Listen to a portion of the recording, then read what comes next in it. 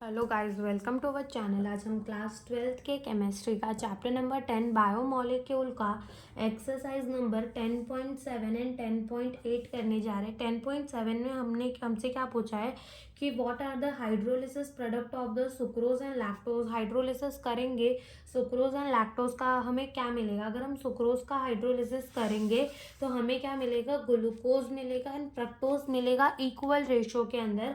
और अगर हम लैक्टोज का हाइड्रोलिसिस करेंगे तो हमको क्या मिलेगा, डी ग्लूकोज मिलेगा एंड डी गैलेक्टोज मिलेगा। ये भी इक्वल रेशियोज के अंदर ही मिलेगा। 10.8 के अंदर आते हैं। देखो 10.8 में अपन को क्या पूछा है, what is the basic structural difference between the starch and cellulose। Basic structural difference क्या है between the starch and cellulose.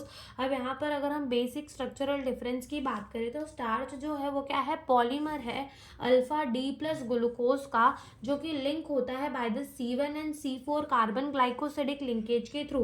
देखा जाए तो सेलुलोज में भी C1 एंड C4 कार्बन में ही ग्लाइको ऑक्साइड लिंकेज या फिर ऐसा कह लो ग्लाइकोसिडिक लिंकेज होती है।